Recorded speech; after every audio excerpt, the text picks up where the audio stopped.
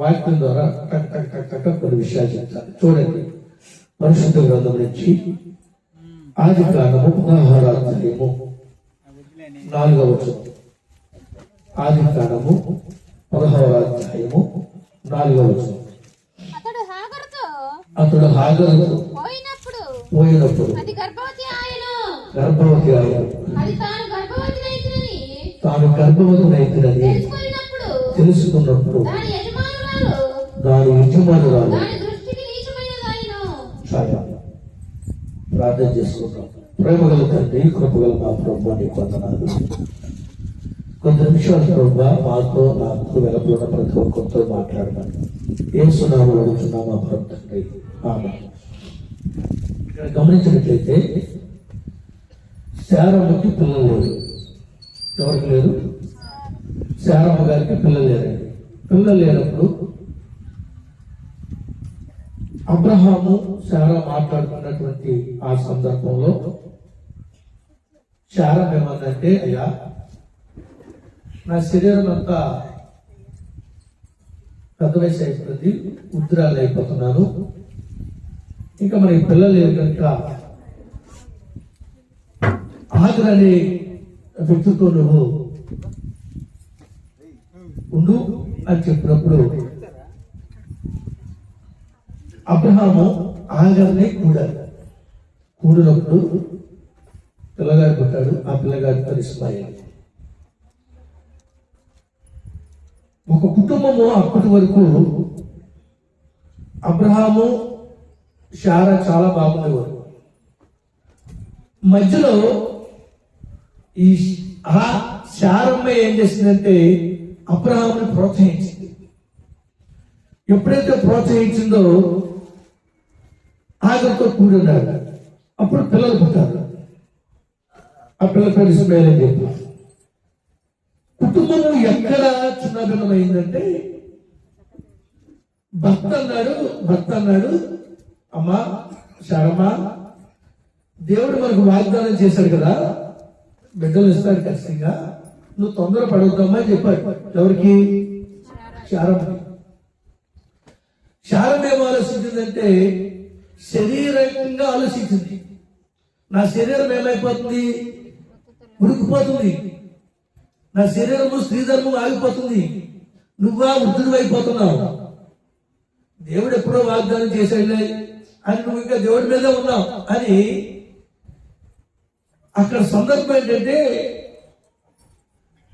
అబ్రహామేమో ఆత్మీయంగా ఆలోచిస్తున్నాడు, శారమ్మేమో శరీరంగా ఆలోచించింది. అబ్రహాం అంటున్నాడు, లేదు దేవుడు వాగ్దానం చేస్తే మనకి బిడ్డలు ఇస్తాడు ఎప్పటికైనా అని ఆయన అంటుంటే, లేదు శరీరం అంతా ఏమైపోతుంది, ఉడికిపోయిందయ్యా, ముసలిదాన్ని అయిపోను, శ్రీధరం ఆగిపోతుందయ్యా, బిడ్డల కట్టడం కష్టమయ్యా, నువ్వు ముందు ఎవరో బిడ్డలు ఉండాలి కదా అని ఆగర్ అడ్డగట్టింది. జాగ్రత్తగా ఉండాలి ఇక్కడ. ఎప్పుడైతే ఆగర కుటుంబంలోకి వచ్చి పిల్లలకందో ఆగర ఏం చేయాలి? యజమానురానికి ఎలా ఉండాలి? లోబడి ఉండాలి. లోబడికి లేనటువంటి పరిస్థితి ఉన్నప్పుడు అక్కడ ఏమైపోయిందంట, అమ్మా ఇలాగ అక్కడ ఏమైపోయిందంటే వారి కుటుంబంలో కలత ఏర్పడింది. ఎప్పుడైతే కలత ఏర్పడిందో అంటుంది, నీ బిడ్డ తీసుకుని వెళ్ళిపో, అబ్రహాము రా ఇట్లా, ఈమెని పిల్లగాని మన ఇంట్లో వద్దు, తీసుకెళ్ళిపో, ఎక్కడి నుంచి తీసుకొచ్చావు అక్కడ అప్పగించాయి, మనకి సంబంధం లేదు, ఈ మొత్తం వల్ల నాకు ఇంకా ఇబ్బంది కలుగుతుందని తీసుకురమ్మన్నది ఆమె. పెళ్లి ఆమెతో కూడమన్నది ఆమె, ప్రోత్సహించింది ఆమె. సమస్య ఎప్పుడు వచ్చిందంటే అర్థమవుతుంది, ఆమెకి పడలేనప్పుడు బిడ్డ ముందు కలిగి బిడ్డ చూసి సంతోషిస్తున్నటువంటి సందర్భంలో వారిద్దరి మధ్యన కలత ఏర్పడింది. ఇక్కడ ఆగ్రహంటుంది, యజమానురానికి ఎలా ఉండాలంట? అడిగి ఉండాలి. కుటుంబం ఎప్పుడైనా సరే, కుటుంబ యజమాని కుటుంబంలో ఎప్పుడు ఇబ్బంది కలిగింది, కుటుంబం ఎప్పుడు సమస్య వస్తుందంటే, కుటుంబంలో ఎప్పుడు ఆశీర్వాదం ఉండదంటే కుటుంబంలో యజమానుడు తాగుబోతు కావచ్చు, తిరుగుబోతు కావచ్చు, వ్యసనాలు కావచ్చు, ఏదైనా అవ్వచ్చు. కానీ భార్య లోబడే తత్వం కావాలి. ఇక్కడ సందర్భం ఏంటంటే, ఒక కుటుంబంలో చిన్న కారణం ఏంటో తెలిసింది. ఎప్పుడైతే ఆ యొక్క శారమ్మ అప్పుడప్పుడు తిరుగుబాటు చేస్తుంది, అలాగే తనే తీసుకురమ్మన్నటువంటి ఆయన మీద కూడా తిరుగుబాటు చేస్తుంది. చేసినంత ఎవరు? శారమ్మే. తిరుగుబాటు ఎవరి మీదకి వచ్చింది? అబ్రాహాము మీదకి వచ్చింది. కుటుంబంలో సమాజం ఉంటుంది, ఒకసారి ఆలోచించండి. చేసిందల్లా చేసి ఇప్పుడు కుటుంబం హ్యాపీగా ఉండాలి, సంతోషంగా ఉండాలంటే ఉండగలదా? ఉండలేదు. కనుక ప్రభుత్వం ప్రియమైనటువంటి దేవుని బిడ్డలారా, బైబిల్ చెప్తుంది భర్తకి భార్య ఖచ్చితంగా లోబడాలి, అంతే, నో డౌట్. నా భర్తకు వచ్చి పెట్టేస్తానండి, తాగిపోతాడండి, తిరిగిపోతాడండి, వ్యసనాలండి, నువ్వు తలకి నువ్వు తప్పు చేసిన నీ భర్తను మార్చుకోలేవు, దేవుడు మార్చాలి. ఆమేన్. ఈరోజు పాస్టర్ గారు ఈరోజు తమ సాక్ష్య జీవితాన్ని పంచుకుంది. జుగురుపేటలో పాస్టర్స్ మీటింగ్, సేవకురాల మీటింగ్ వెళ్తే ఈరోజు సేవకురాల మీటింగ్ వచ్చింది పాస్టర్ గారు. అక్కడ తన వాక్యం చెప్పింది. ఒక దేవుణ్ణి ఎదిగినటువంటి అన్యుడిగా జీవిస్తున్నటువంటి నన్ను దేవుళ్ళకి నడిపించుకోవడానికి 15 సంవత్సరాలు పట్టింది. ఆ ఓర్పు, ఆ స్థానం లేకపోతే ఈ రోజు ఇంత ప్రేమాప్యం ఉండే వాళ్ళకి కాదు. 10 మందికి చెప్పే స్థాయి కలిగి ఉండాలంటే, ఒక వ్యక్తి కుటుంబం దీవుని కలిగి ఉండాలంటే, ఇప్పుడు మీ పెద్ద తింటాం లేదు, ఇంటికి వెళ్ళి గడ్డి మోసుకొని తిని ప్రశాంతంగా ఉంటాం మేము. ఒక అన్నం లేదనుకో, అన్నం వెళ్తా 2 ఇడ్లీలు కొనుక్కుని ఒక ఇంటి ఆమె ఒక ఇంటి లేదంటే అయిపోద్ది. ఆ రోజు ఇంట్లో ఉందా లేదా ఇది కాదు. ప్రశాంతత అనేది ఎక్కడ ఉంటుందంటే, భర్త మారాలి, కుటుంబం దీవుని కలిగి ఉండాలి, కుటుంబం ఆశీర్వాదం కలిగి ఉండాలంటే నువ్వు తలకి తప్పు చేసిన అవ్వదు. నీ భర్త కోసం నువ్వేం చేయాలంట? దివారాత్రులు కన్నీరు కాచి ప్రార్థన చేసే ప్రార్థన వీరురాలి వల్లే ఉండాలి. ఆమె అప్పుడు మాత్రమే నీ భర్తకు లోపడాలి. మీకు ఒక విషయం చెప్తా. ఇలాగ ఒక గ్రామం ఉన్నట్టండి. ఇలాగ ఒక గ్రామం ఉంటే ఆ గ్రామంలో రచ్చబండి ఉంటుంది కదా, ఆ రచ్చబండి దగ్గర పెద్దలందరూ కూర్చుంటూ ఉంటారు. కూర్చుంటూ ఉంటుంటే అక్కడ అనుకుంటూ ఉండేవారట, అరే 10 రోజులు భార్యగా ఆ నెత్తి మీద మోపెట్టుకుని ఎక్కడ ఎత్తుకుందో మళ్ళీ అక్కడ దాకా చిటిగా తీస్తుంది, ఇక్కడి నుంచి మళ్ళీ పనికి దగ్గర తల దించుకోకుండా పని చేసుకుంటుంది అని ఎక్కడ చెప్పుకున్నారంట? రచ్చబండిగా చెప్పుకున్నారంట. కానీ ఈయనేం చెప్తున్నాడు తెలుసండి? ఇంటికి వచ్చి బిర్రిగా తాగి భార్యని చిన్నగా కొట్టేస్తున్నాడంట. ఉప్పులో కారం ఎక్కువైందో, కారం తక్కువైందో, కూరలో పులుసు ఎక్కువైందో, పులుసు తక్కువైందో, ఏదో కొక్క కొడతా ఉంటుంటే ఒక రోజు ఈయన గడ్డిమో పెట్టుకుని వస్తా ఉన్నాడంట. వస్తుంటాడంట, రే అది సైకిల్ మీద వస్తున్నాడు చూసారు, గడ్డిమో పెట్టుకుని. వాడి భార్య యథార్థవంతురా, ఇంట్లో కొడితే బయటకు వచ్చిన ఉంది, కనీసం భర్తని ఇంత మాట కూడా అనేది కాదు అని ఎవరి గురించి గౌరవిస్తున్నారని తెలుసండి? ఆ సైకిల్ తొక్కెళ్తున్నాడు వ్యక్తిని చూసి తన భార్య తాగి తగ్గునారని చిక్కుకొట్టేసేవాడు. అయినా సరే మాట్లాడేది కాదు, పెట్టింది తినేది, అలా ఉండేది. కానీ ప్రతి దినము ప్రతి ఆదివారం ఎక్కడ పోయేదంట? మందిరానికి పోయేది. అందుకని ఆ దేవుడి దగ్గర ఉన్నటువంటి ఓర్పి దగ్గరకు వచ్చిందేమో అనుకున్నారంట. ఎవరు? రచ్చబండ దగ్గరకు వచ్చినవారు. జాగ్రత్తగా ఆ మాట ఎవరు చెవుడు పడింది? మనోడు చెవుడు పడింది. అప్పుడు కళ్యాణంట. అప్పుడు దాకా యుగ సంబంధమైన దేవతలు మూఢానేతలు గుడిదనం కలిగించేసి తాగి తండ్రాలని మంచి వారిని కొట్టేసేవాడు. తర్వాత అర్థమైంది తన భార్య ఏంటో. అప్పుడు ఆ కుటుంబం ఏముంటుందండి? వెళ్ళి ఆ బండి అక్కడ పెట్టేసి ఆ సైకిల్ అక్కడ పెట్టి గడ్డి కూడా ఆ పశువులు కేసి వచ్చి భార్య పొలం నుంచి వచ్చేటప్పటికి ఈయన ఏం చేశాడు తెలుసు, అన్నం వండేశాడు, కూర వండేశాడు, అప్పుడు అన్ని బట్టలు వేసాడు, అన్ని రెడీ చేసి పెట్టాడట. ఇంకా ఆశ్చర్యం అయిపోయింది, ఎవరు వచ్చి చేశారట. అప్పుడు అన్నాడట, అమ్మ నన్ను క్షమించు, ఇంత గుణవంతురాలన్న విషయం ఎక్కడ చెప్తే తెలిసింది? అది మన సాక్ష్యం ఎక్కడుందో తెలిసింది, వెలపలు ఉండాలి. అందుకని పరిశుద్ధ గ్రంథంలో ఏమన్నా తెలిసింది, మన సాక్ష్యం అంటే వెలపల ఎలా ఉండాలంటే మంచి సాక్ష్యం కలిగి ఉండాలి. ప్రభునందు ప్రియమైనటువంటి దేవుని బిడ్డలారా, ఇక్కడ చదువుతుంటే ఈ కుటుంబం ఎలా ఉందంట, శారముకు వచ్చినటువంటి ఆ సమస్య ఇప్పుడు ఎవరిదాకా వచ్చింది? భర్త దాకా వచ్చింది. కుటుంబంలో ఎక్కడ సమాధానం ఉంటుందండి? చేయమన్నది ఆమె, ఎల్లమన్నది ఆమె, పిల్లలు కలమన్నది ఆమె, తీసుకొచ్చింది ఆమె, సాకింది ఆమె, చివరికి ఏమొచ్చింది? పంట వచ్చింది. భార్య ఏం చేయాలంటే ఖచ్చితంగా ఒక కుటుంబం ఆస్వాదించబడాలంటే, అమ్మా ఒక కుటుంబం దీవించబడాలంటే ఖచ్చితంగా నువ్వేం చేయాలంటే, నువ్వైనా సరే, ఎవరైనా సరే, శావుకురాలైనా సరే, ఎవరైనా సరే, దీంట్లో తారతమ్యం లేదు, భర్తకి భార్య లోబడతారు అంతే, నో డౌట్.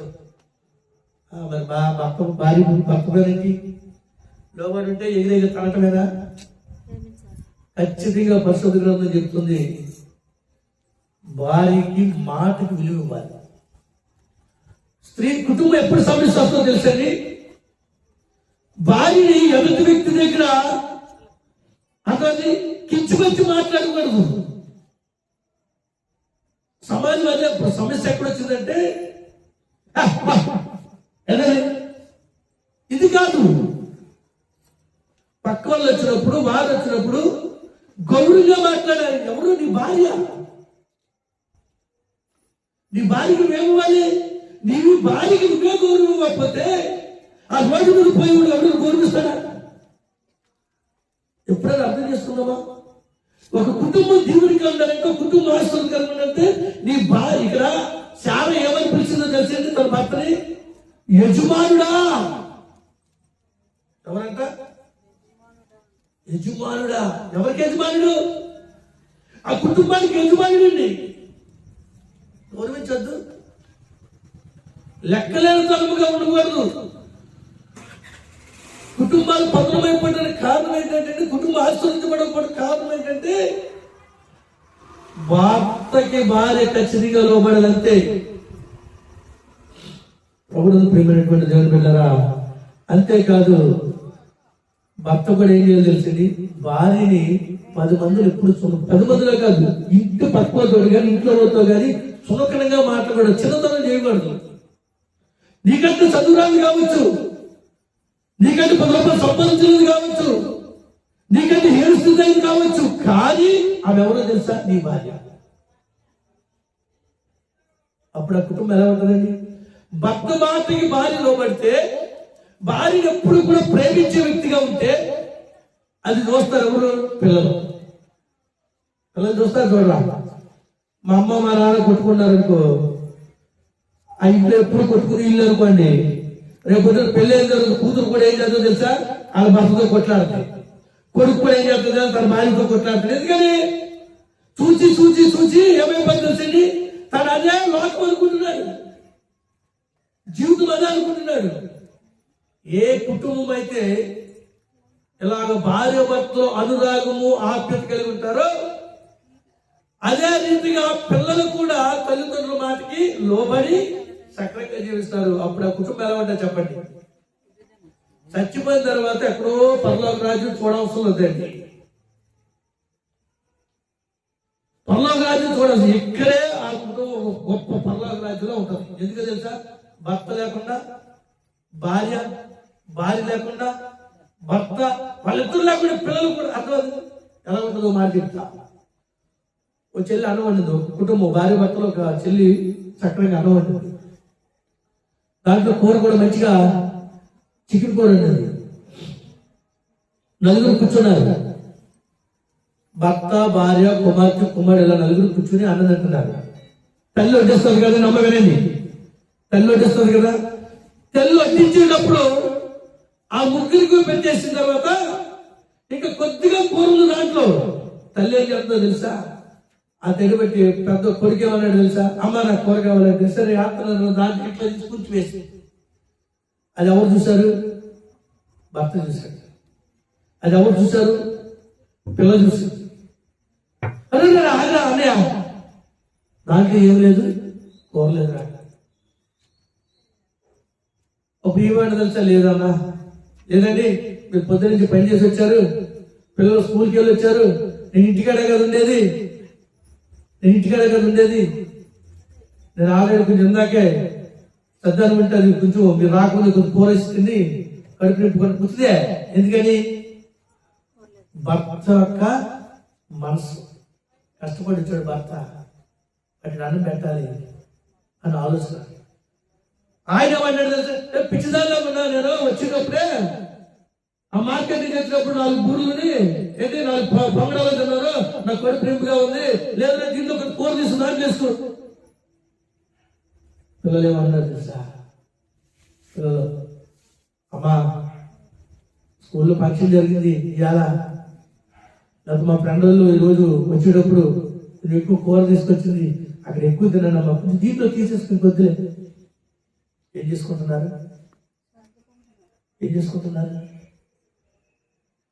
తల్లి మనసు తండ్రికి, తండ్రి మనసు తల్లికి, అర్థం బిడ్డల మనసు తల్లిదండ్రులకి, అలాగా భార్య భర్తలు పిల్లలు కనుక అట్ట రీతిగా ఉంటే కుటుంబం ఎలా ఉంటుంది ఒక్కసారి ఆలోచించండి. దేవునికి మహిమ కలుగునుగాక. కుటుంబం ఆశీర్వాదమైంది. లక్షలు ఎక్కడి నుంచో యేసు, చాలా మంది ఏమనుకున్నారంటే యేసు ప్రభువు అనుకుంటే ఒకేసారి దుబాయ్లో అయిపోతుంది అనుకున్నారు. లేదు, యేసు ప్రభువు అనుకుంటే పైన కప్పలు దగ్గర కిందకి రావు. జాగ్రత్తగా వినండి మాటలు. యేసు ప్రభు దగ్గరికి వస్తే పైనుంచి ఆకాశం నుంచి కట్టల కిందకి వస్తాయి, కట్టలు రావు. అప్పుడే కోట మంది తాగామనుకో, యేసు ప్రభు వస్తే మంది తాగం. ఇంకా జాగ్రత్త. కోట మంది అంతా 100, 150, ఒక 100 రూపాయలు వేసుకో. రోజుకో 100 తాగుతున్నా, నెల వచ్చినప్పటికి ఎంత?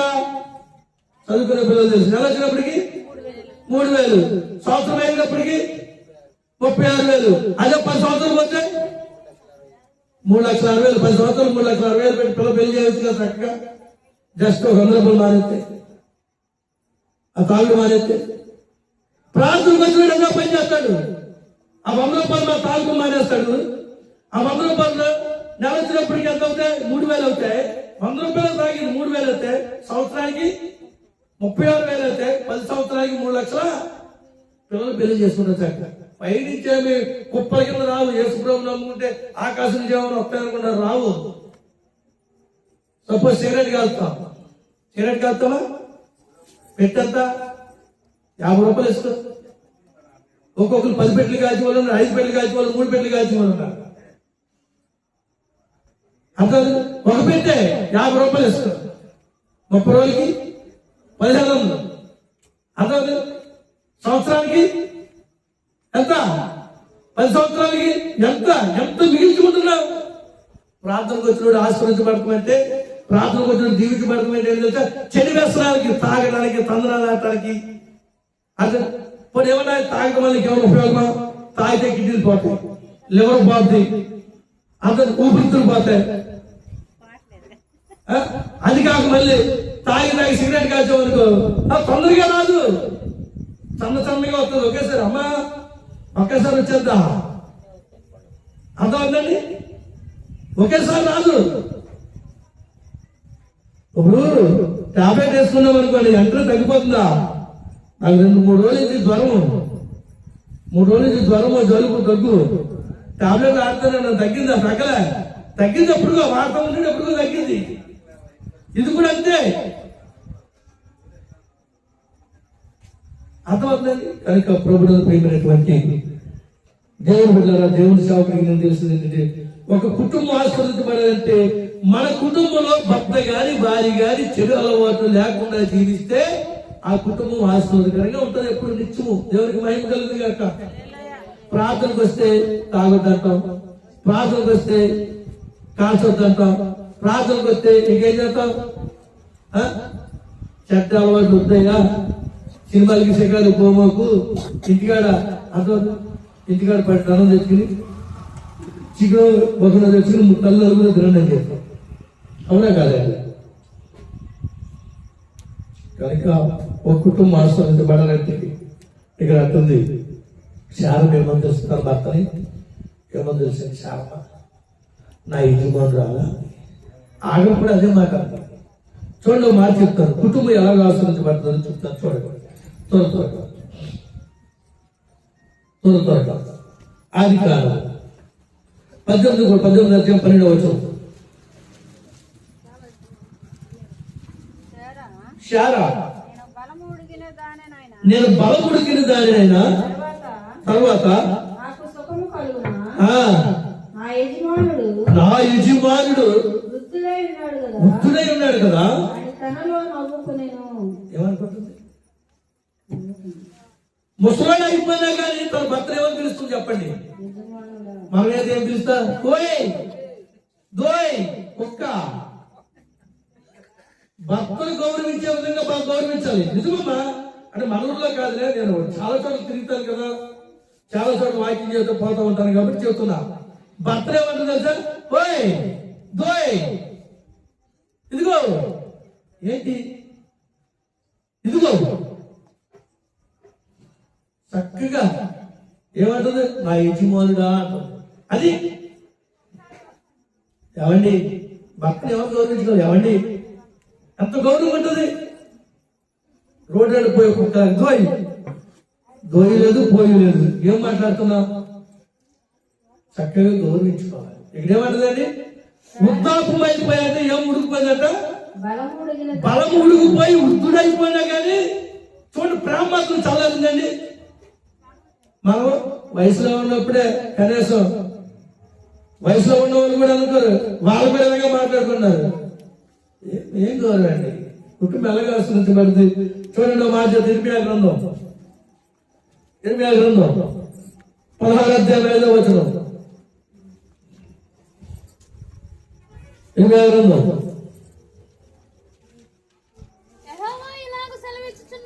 యెహోవా ఎలాగు సెలవిచ్చుచున్నాడు, నేను ఈ ప్రజలకు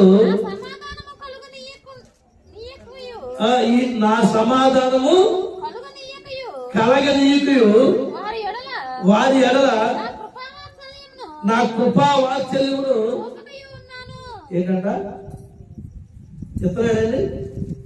సమాధానం ఇస్తున్నాడా? కుటుంబంలో భర్త భార్యకు లోబడకుండా, భర్త భార్యని ప్రేమించుకోగలరు, భార్య భర్తకి, కుటుంబంలో ఎలా చిన్నమందరం ఉందనుకో, కుటుంబంలో ఏమన్నాడంట?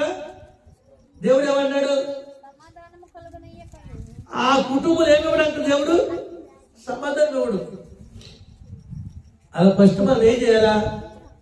అమ్మా ప్రభా ప్రభా ప్రభా తర్వాత పక్కనే దేవుడు తర్వాత పక్కన పెట్టి ఫస్ట్ ప్రభా ప్రభా పక్కన పెట్టి నువ్వేం చేయాలి తెలుసా? ఫస్ట్ నీ కుటుంబంలో నీకు నీ రక్త సంబంధం, నీ దాయని, నీ భర్తని, నీ భార్యని, నీ పిల్లలు గౌరవించుకుంటూ నేర్చుకో ఫస్ట్. ఇక్కడ అదే అంటాడు, చదువు చల్లమా.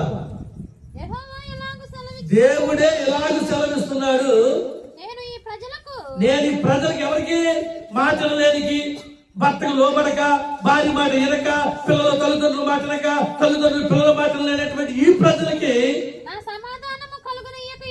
ఏమిటంట? కుటుంబంలో సమాధానం. వినకపోతే సమాధానం ఎలా వస్తుందండి? వస్తుందండి? నీ కుటుంబంలో నీకే సమాధానం లేకపోతే దేవుడా దేవుడా ఎక్కడికి చెప్తాడు? ఫస్ట్ నువ్వేం చేయాలా? ఎంతలో గెలిచి రెచ్చలు గెలవాలా? ఫస్ట్ నీ కుటుంబ జాగ్రత్త కట్టుకో, ఆశీర్వాదం వస్తుంది. నీ కుటుంబం మంచిగా పరిపాలించుకో, మంచి దీవులు వస్తుంది. దేవుడు అంటే కాదు, ఫస్ట్ భర్తకి ఇచ్చే గౌరవం భర్తకి ఇవ్వాలి, భార్యకి ఇచ్చే ఇందాక భర్త ఏమంటాడు?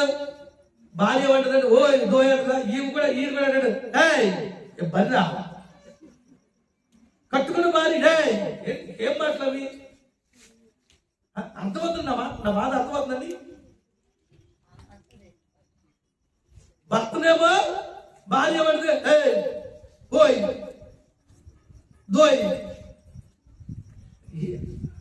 కుటుంబం ఇప్పుడు. అందుకని ఇటువంటి ప్రజల మధ్య సమాధానం ఉండదు. చదివించాం. ఇంకేముంది అక్కడ? వారి ఎడల అది దేవుడు కృప ఉండదంట. కృప, వాత్సల్యం, ప్రేమ, జాల ఆ కుటుంబం ఉండదు. ఎందుకని? ఆ కుటుంబంలో ఏం లేదు, సమాధానం లేదు. ఎవరు సమాధానం పడాలి? ఫస్ట్ భర్త, భార్య, పిల్లలు.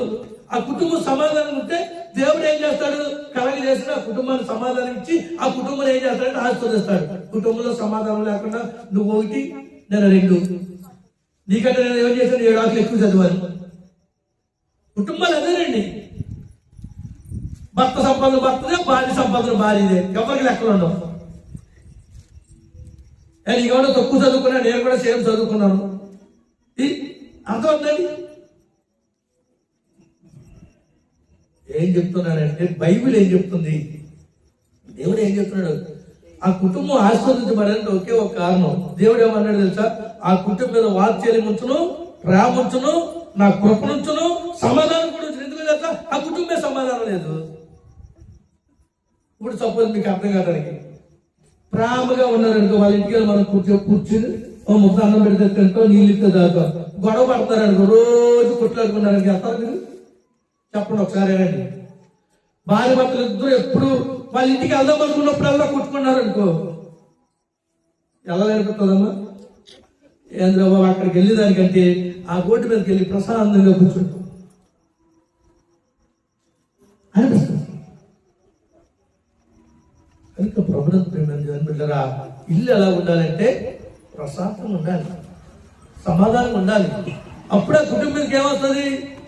ఆశీర్వాదం వస్తుంది, దీవులు వస్తుంది. కుటుంబ ఆశీర్వాదం రావాలంటే కుటుంబంలో ఏమన్నా ఫస్ట్ ఆఫ్ ఆల్ చెప్పాలి, సమాధానం ఉండాలి లేదా? ఉండాలి అన్న వాళ్ళు ఆమె చెప్తాం. హల్లెలూయా. కుటుంబం ఖచ్చితంగా నీ కుటుంబం చెల్లమా. ఒక అన్నయ్య 2 చేతులు జోడించి చెప్తున్నారు. ఒకటి, నువ్వు, నీ కుటుంబం, నీ బిడ్డలు కష్టాలు వస్తాయి, ఇబ్బందులు వస్తాయి, శ్రమలు వస్తాయి, కోపం వస్తుంది, ద్వేషం వస్తుంది. అయినప్పటికీ కూడా సూర్యోదయం మొదలుకొని సూర్యహస్తమైన లోపల ఏమైపోవాలి? కోపం చల్లారిపోవాలి. ఇంకెంతకాలం ఉంటుంది? ఒకవేళ కోపం ఉందంటే అసలు నీ కుటుంబం దేవుడు ఏం రావాలంట? సమాధానం రానివాడు అంతే. No doubt. భర్తతో కోపడ్డావా? సాయంకాలం మాట్లాడతా. భార్యతో కోపడ్డావా? సాయంకాలం మాట్లాడు. పిల్లలతో మాట్లాడావా? కోపడ్డావా? సాయంకాలం మాట్లాడాలి. తల్లిదండ్రులతో కోపడ్డావా? సాయంకాలం మాట్లాడాలి. వాక్యం చెప్తుంది, నా మాట కాదు. సూర్యోదయం మొదలుకుని సూర్యహస్తమైన లోపల నీలో ఉన్న కోపం ఏమైపోయి చల్లారిపోవాలి. రాత్రి ప్రార్థన తల్లికి నువ్వు తప్పించాయి కనుక, నువ్వు ఉపవాసాలు ఉంది కనుక, నువ్వు కన్నీరు కాచి కనుక, అర్థమైందని నువ్వు దివారాత్రులు ప్రభువా ప్రభువా ప్రభు గారు నీ ప్రార్థన ఆలకించడం అంతే. ఎట్టి పరిస్థితుల్లో ఆలకించడం. నేను చెప్పింది వాస్తవా కాదు? దేవునికి మహిమ కలుగుగా. హల్లెలూయా. నా మాట కాదు, దేవుని మాట. కనుక చూడండి, ఒక మాట చెప్తున్నాడు. ఆ కుటుంబానికి ఏమవుతాడంట? ఇప్పుడు అలా ఉంటాడు. ఏ కుటుంబం ఉంచుతాడో చూడండి. 29 గ్రంథం 29 11 వచ్చిన చదువుతే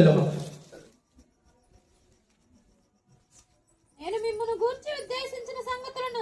మిమ్మల్ని గూర్చి ఉద్దేశించిన సంగతులను నేను ఎరుగుదును. రాబో కాలమందు మీకు నిరీక్షణ కలిగినట్లుగా అవి సమాధానమైన ఉద్దేశాలే కానీ హానికరమైనవి కావు. చాలు, అక్కడ ఆగుదాం. ఇప్పుడు నీ కుటుంబంలో ఏదైనా సమస్య వచ్చింది, ఏదైనా బాధ వచ్చింది, ఏదైనా దుఃఖం వచ్చింది, అయితే దేవుడు ఏమన్నాడు తెలిసింది? నువ్వు సమాధానపడి నీ కుటుంబమును సమాధానముగా ఉంచుకుని నువ్వు కన్నీరు కాచి ప్రార్థన చేస్తే నీ నిరీక్షణ ఏమన్నాడు అక్కడ? నీ నిరీక్షణ. అసలు నిరీక్షణ అంటే ఏంటి? జరుగుతుంది అని మనం ఏం చేయాలంట? నా కుటుంబాన్ని దేవుడు ఆశీర్వదిస్తాడు, నా కుటుంబాన్ని దేవుడు దీవిస్తాడు. అసలే నిరీక్షణ అంటే ఏంటో తెలిసింది? విశ్వాసం. విశ్వాసానికి నిరీక్షణకి ఇంటర్లింక్. చూడని నమ్మటమే విశ్వాసము. ఆ విశ్వాసం ఎప్పుడు వస్తుంది? మనం నిరీక్షించి చూసినప్పుడు. ఇప్పుడు ఏమన్నాడు తెలిసింది? కుటుంబం ఏ కుటుంబం అయితే సమాధానం ఉంటుందో ఆ కుటుంబం ఆశీర్వదించబడటానికి దేవుడు ఏమన్నా తెలుసా? నిరీక్షించి నేను ఇస్తాను. నేను ఏం చేస్తాడు? ఏం చదువు మాట?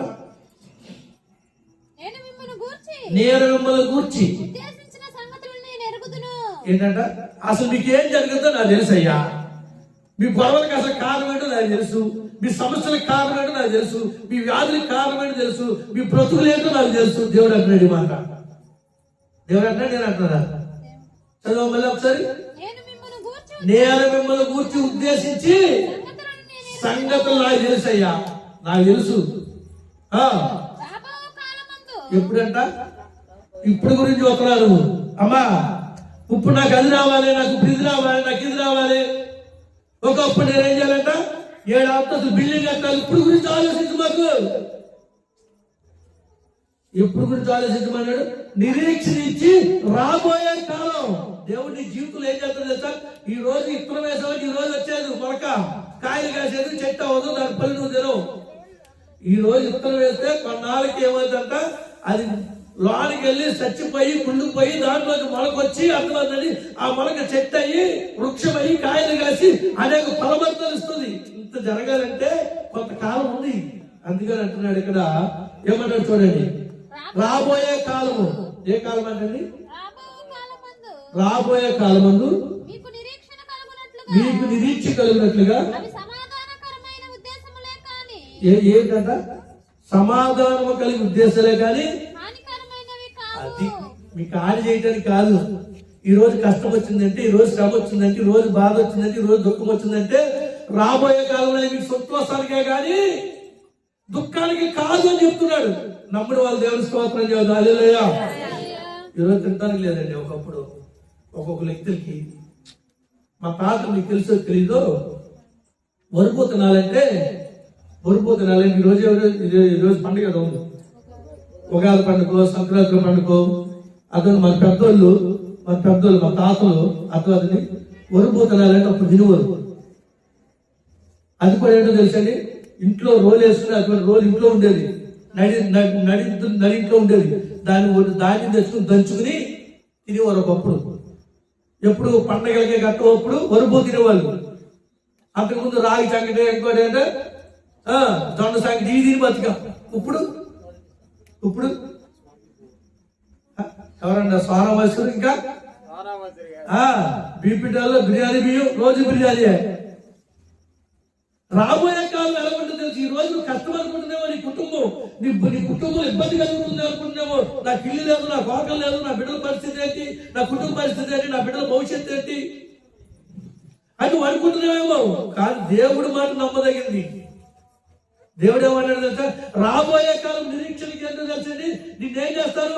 సమాధానం ఇచ్చి నీకు ఇవన్నీ ఆశీర్వాదానికి. ఈ రోజు కష్టపడతామంటే రేపు పొద్దుట ఆశీర్వాదానికే, ఈ రోజు బాధపడతామంటే రేపు పొద్దుట ఆశీర్వాదానికే, ఈ రోజు నా నష్టపోయామంటే దేవుడు నీకు మేలు చేయడానికే, మేలు చేయడానికి, ఇది చేయడానికి.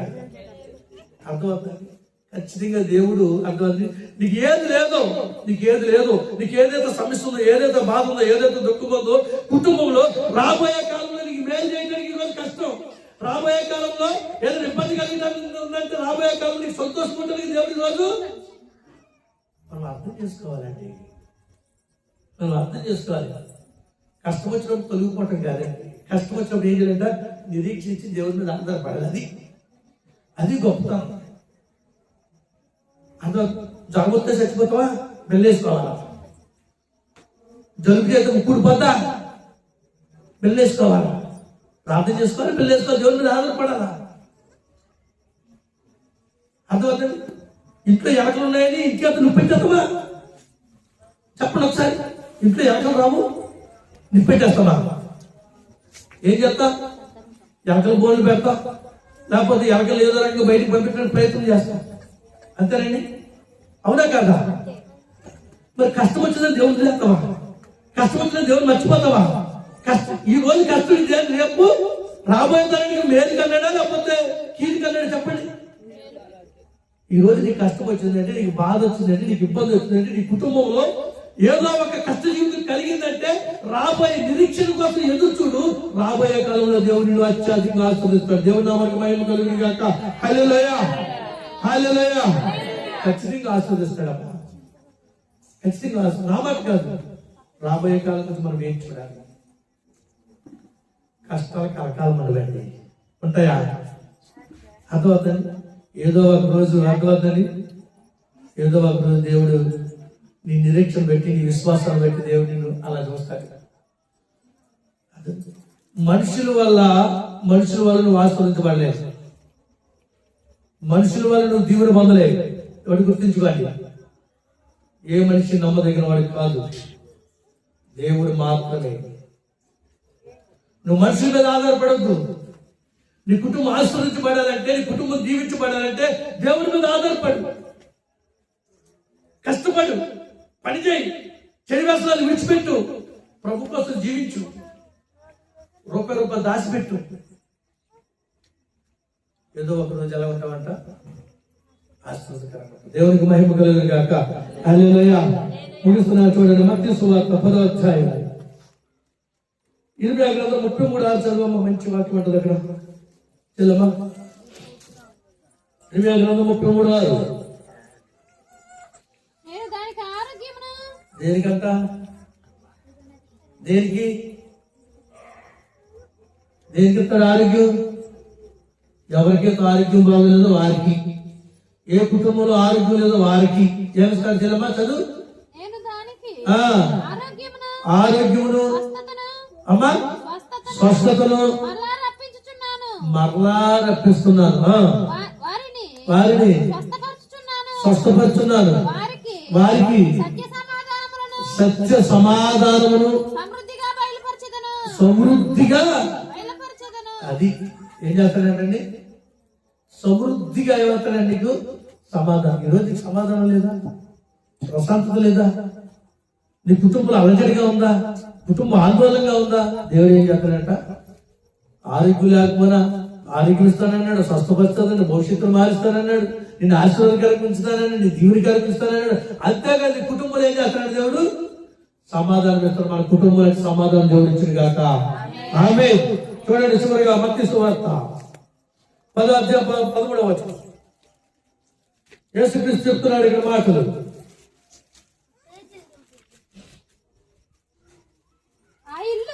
ఆ ఇల్లు ఏ ఇల్లు? అక్కడ నా పెట్టుకున్నాను అనుకో, నా ఇల్లు అవుద్ది. అక్కడ నీ పేరు పెట్టుకున్నావు అనుకో, నీ ఇల్లు అవుద్ది. అక్కడ నెహమ్యా పేరు పెట్టుకున్నావు, నెహమ్యా ఇల్లు అవుద్ది. అర్థాలండి? అక్కడ ఎవరి పేరు పెట్టుకుంటే శ్యామరావు పెట్టుకుంటే శ్యామరావు ఇల్లు అవుద్ది. అక్కడ చదవమ్మా, నా ఇల్లు యోగ్యమైనదైతే ఏంటంట? ఇప్పుడు ఇల్లు ఎలా ఉండాలి? ఇల్లు యోగ్యమైనదంటే పెయింట్ వేసి బిల్డింగ్ కట్టుకుని చక్కగా కలర్ వేసుకుని, అమ్మా అదేనా యోగ్యం అంటే? దేశం అంటే మట్టి కాదు, దేశం అంటే మనుషులు. ఇల్లు అంటే 4 గోడలు ఇల్లు కాదండి. డేర వేసుకున్న ఇల్లే, అతను 4 పెంకులు వేసుకున్న ఇల్లే, 4 రేకులు వేసుకున్న ఇల్లే, డాబా కట్టుకున్న ఇల్లే. ఆ ఇంట్లో వాళ్ళకి ఎలా ఉండాలంట? యోగ్యులుగా ఉంటా కుటుంబానికి సమాధానం వస్తుంది. అది ఏ కుటుంబం? అక్కడ నా కుటుంబమైనా నీ కుటుంబమైనా ఎవరి కుటుంబమైనా సరే ప్రభునందు ప్రేమ దేవుని బిడ్డలారా, యోగ్యతగా ఇల్లు ఎలా ఉండాలంటండి? దేవుడు చూసినప్పుడు యోగ్యత కలిగి ఉండాలి. చాలా మంది ఏమనుకున్నారంటే ఇల్లు రంగు వేసుకున్నా, బిల్డింగ్ అది వేసుకున్నా, ఈ కాదు. కనుక నేనేం చెప్తానంటే, రంగులు ఈ కాదండి. నువ్వు డేరా కింద ఉన్నా, పట్ట కట్టుకుని ఉన్నా, 2 రేకులు వేసుకుని ఉన్నా, లేకపోతే ఇలా బిల్డింగ్ కట్టుకుని ఉన్నా, పూరిల్లు వేసుకుని ఉన్నా, ఆ ఇల్లు ఎలా ఉండాలంటే దేవుని దృష్టికి ఎలా ఉండాలండి? యోగ్యమైన ఎలా ఉండాలి. ఆమేన్. హల్లెలూయా. యోగ్యమైనదంటే ఎలా ఉండాలి? యోగ్యత అంటే యోగ్యురాలు తన పెనిమిటికి ఏమంటుందంట? కిరీటం అంటండి. అది గుణవంతురాలు ఏం జరుగుతుంది? అది ముత్యం కంటే అమూల్యమైనది. యోగ్యురాలు ఏం చేస్తారు తెలుసు? తన ఇల్లుని కట్టుకుంటుంది. 3 రాళ్ళు తన చేతులతో ఏం చేద్దండి? ఇల్లు ఓడుకుంటుంటారు. దేవుడు చూసినప్పుడు నువ్వు ఎలా కనబడాలి చెల్లమ్మ తెలుసా? నీ భర్త కానీ, నువ్వు కానీ, నీ బిడ్డలు కానీ యోగ్యత కలిగినగా ఉండాలి. అప్పుడు నీ కుటుంబానికి సమాధానం. ఒక కుటుంబం ఆశ్చర్యపడాలి. ఇది అర్థమవుతండి. ఇప్పుడు వ్యక్తులు కానించి, భక్తులు కానించి ఎక్కడ దాకా వచ్చావు? మన ఇంటి దాకా వచ్చాం. వ్యక్తులు ఎక్కడ అబ్రహాంని స్టార్ట్ చేస్తాం. అర్థమవుతండి. అబ్రహాం స్టార్ట్ చేసి వ్యక్తుల కాంచి భక్తుల మధ్యలో తీసుకొచ్చి చివరికి ఎక్కడికి వచ్చాం? మన ఇంటికాడికి వచ్చి ఇప్పుడు మన ఇల్లు ఎలా ఉండాలి? ఏసునామములో దేవుడు నీ ఇల్లుని చూసినప్పుడు యోగ్యమైన ఇల్లు ఎలా ఉండదు గాక. అట్లా నీ ఇల్లు యోగ్యమైన ఇల్లు ఉన్నదనుకో, నీ కుటుంబంలో నీ బిడ్డలు కూడా యోగ్యులు. రాబోయే తరంలో నీ కుటుంబం ఏమవుతుందంటే ఆశ్రయించబడితే సమాధానం వస్తుంది, స్వస్థత ఉంటుంది, అభివృద్ధి ఉంటుంది, ఆశీర్వాదం ఉంటుంది, దీవులు ఉంటుంది. ఇవన్నీ ఉండాలంటే నీ ఇల్లు ఎలా ఉండాలంట? దేవుడు చూసినప్పుడు యోగ్యమైన ఇల్లు కనబడాలి. ఆమేన్. అట్లా మన కుటుంబాలు ఉంటుంది కాక, మన ఇల్లు ఉంటుంది కాక, మన ఇంట్లో బిడ్డలు ఉంటుంది కాక. ఆమేన్. హల్లెలూయా. అయితే ఇప్పుడు మనుషులు కష్టాలు వచ్చినప్పుడు, బాధలు వచ్చినప్పుడు ఒక మాట నేను చెప్పేసి నేను ముగిస్తాను. కీర్తన మాటలు 12వ కీర్తనలు, 12వ కీర్తన 4వ వచనం ఒకసారి చెప్తారా?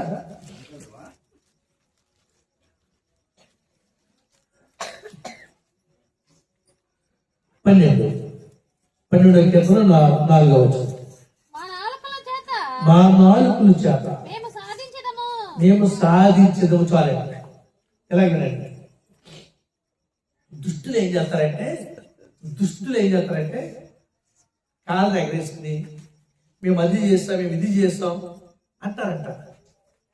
అర్థం ఎవరిని? యోగ్యమైన ఇల్లు చూసినప్పటికీ దుష్టుడు ఏం చేస్తాడు చెప్పండి? ఇప్పుడు యోగు ఇల్లంతా యోగ్యత కలిగి ఉంటే అప్పుడు ఎక్కడి నుంచి వచ్చాడు? భూమి మీద అటు ఇటు తిరుగుతూ ఏం చేశాడు? ఎక్కడికి వచ్చాడు? చివరికి యోగిని కలిగి వచ్చాడు. దుష్టుడు కూడా ఏం చేస్తాడు ఏంటండి? దుష్టుడు మాటలు కూడా ఎలా ఉంటాయంటే ఇక్కడ చాలా బాగా చెప్తున్నాడు. ఇక్కడ చదువు అమ్మ మాట. మా నాలుకల చేత మేము సాధించదము, మా పెదవులు మారి. ఏంటంట? నేనే రాజుని, నేనే మంత్రిని. ఏంటంట? జాగ్రత్త.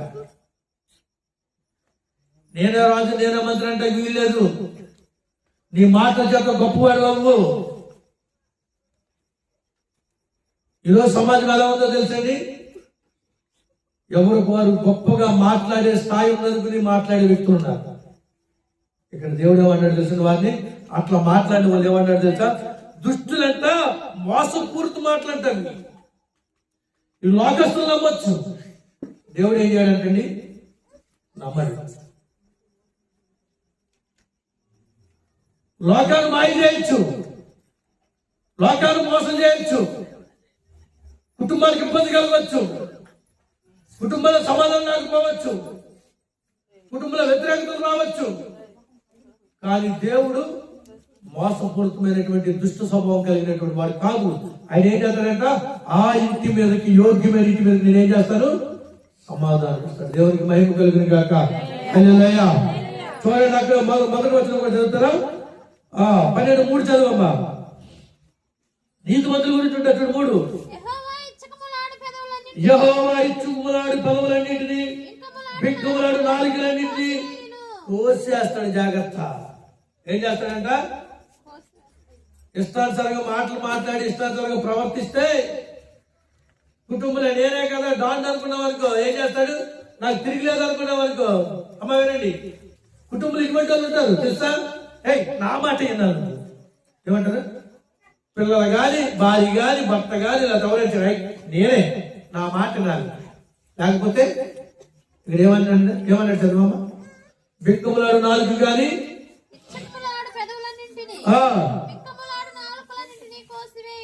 ఏం చేస్తాడంట? దేవునికి విరుద్ధమైనటువంటి మాటలు, విరుద్ధమైన శాస్త్రం చేత నాలుగు ఏం చేస్తాడంట? దేవుడు ఏం చేస్తాడంట? మరి ఏం తింటావు? నాలుగు లేకపోతే ఏం మాట్లాడతావు? ఏం టేస్ట్ తగ్గుతుంది? జాగ్రత్త. అందుకని మన నాలుగు చాలా జాగ్రత్తగా ఉండాలి. అర్థమవుతుంది? ఈ నాలుగుని పైన పెట్టలేదు కానమ్మా, 2 దమల మధ్యన పై లోన పెట్టి దాన్ని అట్లా దేవుడు అట్లా పెట్టాడు. కానీ ఈ నాలుగు బయట ఉంటేనా, లోన ఉంటేనే ఆగి నాలుగు ఎన్ని ఇల్లులు పంపు కూల్చేస్తుందో, ఎన్ని ఇల్లులకు నిప్పంటించేద్దో ఈ నాలుగు, ఎన్ని సంవత్సరాలు కూల్చేస్తుంది ఈ నాలుగు, ఎంతమంది ఆయనకి అన్యాయమైన తీర్పు ఇచ్చేస్తుంది ఈ నాలుగు, అక్రమైనటువంటి సంబంధాలు కట్టేస్తుంది ఈ నాలుగు. దుర్భరమైన మాటలు మాట్లాడుతుంది ఈ నాలుగు. అవినీతికి ఎలా జీవించమంటే అలా జీవించడానికి ప్రయత్నం చేస్తుంది ఈ నాలుగు. దేవుడు ఏమన్నాడు? ఎట్లా చేస్తే నాలుగు ఏం చేస్తాడట? జాగ్రత్త. ఒక కుటుంబం వాస్తవికరంగా ఉండాలంటే, ఒక కుటుంబం దేవుడికరంగా ఉండాలంటే నీతిమంతుల వలె జీవించాలి. ఆమేన్. నీ మాట సత్యమైతే సత్యమే, అసత్యమైతే అసత్యమే. యేసు నామములో కుటుంబాలు ఉండును గాక, యేసు నామములో బిడ్డలు ఉండును గాక, యేసు నామములో కుటుంబం సమాధానం వచ్చును గాక, యేసు నామములో ఈ కూడిక ఏర్పాటు చేసిన కుటుంబము వర్ధిల్లే కుటుంబముగా ఉండును గాక. ప్రార్థన చేసుకుందాం, కళ్ళు మూసుకుందాం. ప్రేమగల తండ్రి, ప్రేమగల మా ప్రభువా, నువ్వెంత గొప్ప దేవుడు అయ్యా నాయనా. కుటుంబం ఆస్వాదించబడాలంటే భర్త ఎలా ఉండాలి, భార్య ఎలా ఉండాలి, బిడ్డలు ఎలా ఉండాలి. సమాజంలో మనం ఎలా ఉంటే కుటుంబం ఆస్వాదించబడుతుంది. ఈ కష్టాలు, ఇబ్బందులు, శ్రమలు కూడా అది కొంతకాలం మట్టికి రాబోయే కాలంలో ఖచ్చితంగా నీ కుటుంబం ఆస్వాదించబడుతుంది, ఖచ్చితంగా నీ కుటుంబం దీవించబడుతుంది, ఖచ్చితంగా నీ బిడ్డలు దీవించబడతారని నువ్వు స్పష్టంగా తెలియపరిచావు ప్రభా. నాయన కొన్ని హెచ్చరికలు ఇచ్చావు, కొన్ని ఆశీర్వాదాలు మాటలు ఇచ్చావు. ఆయన యోగ్యమైన కుటుంబంగా, యోగ్యమైన ఇల్లులా ఉండాలని చదివించాం.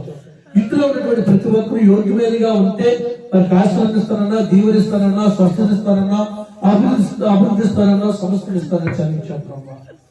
ఆయన మా కుటుంబాల నీతిగా ప్రభా ఉన్నట్టుగా కృప చూపించి కానీ మేము చూపించమని, ఎంతమంది ప్రతి మాట నీరు కట్టి ఫలం చేయమని. ఈ కుటుంబం ప్రభావ వచ్చిన కుటుంబాలన్నీ కూడా ప్రభావం ప్రభావ సువార్త అందించినటువంటి కుటుంబం కూడా ప్రభావం యేసు నామములో దీవించబడును గాక, యేసు నామములో ఆశీర్వదించబడును గాక, యేసు నామములో సమాధానం వచ్చును గాక, యేసు నామములో కుటుంబం అనేక మంది దీవెనకరమును గాక, యేసు నామములో వీరు కుటుంబ బిడ్డలు సమాధానం పడి యేసు నామములో గొప్ప కార్యాలు రుచి గాక. అటువంటి అద్భుతాలు మన కుటుంబాల్లో జరుగును గాక. యేసు నామములో మన కుటుంబాల్లో సమాధాన పడి వచ్చును గాక, మన కుటుంబంలో సమాధాన పడి జీవితాలు వచ్చును గాక. ప్రార్థన చేసుకుంటాం. ప్రేమగల తండ్రి, కృపగల మా ప్రభువానికి వందనాలు. సువార్త విషయంలో తెలిసి మహాకృపను వ్యక్తించుకుంటాను. ఈ కుటుంబ నిండాలుగా ఆస్వాదించిన వచ్చిన మా ప్రియమైన కుటుంబాలన్నీ కూడా దీవెనకరంగా, ఆశీర్వాదకరంగా, మేలుకరంగా, మహిమకరంగా చేయాలి. నీకు ఇష్టం లేదు, నీకు ఆశకరం ఏది మేము చేయని వారిగా ఉండి నీకు లోబడి నువ్వు అంతకు ఇప్పుడు గురించి కాదు ప్రభా, రాబోయే కాలంలో మమ్మల్ని ఆస్వాదిస్తానన్నా, రాబోయే కాలంలో మమ్మల్ని జీవులుగా ఉంచుతానన్నా, రాబోయే కాలంలో మమ్మల్ని హెచ్చిస్తానన్నా, రాబోయే కాలంలో మా లేబంతా కూడా తీసి సమృద్ధిస్తానన్నా ప్రభా. అటు వరకు మా అందరికీ దయచేయాలి. ఎంతమంది ప్రతి మాట నీరు కట్టి ఫలించేయమని యేసు పరిశుద్ధ నామములో స్తుతులు చెల్లించి ప్రార్థన చేసి అడిగడుకుంటున్నా మా ప్రభుత్వం. ఆమేన్. మన ప్రభుత్వ కుమారుని యేసుక్రీస్తు కృప, పరిశుద్ధాత్మ సహవాసం వస్తున్నది, కాపుదల భద్రత ఇప్పుడు ఎల్లప్పుడూ కూడా ప్రతి బిడ్డకు సార్వత్ర సంఘములకు దేవుడు రాకడ ప్రభుత్వం సదాకాలం తోడే నడిపించి ఆశించి దీవించి బలపరచును గాక. ఆమేన్. అందరికీ వందనాలు. దేవుడు మిమ్మల్ని జీవించిన గాక.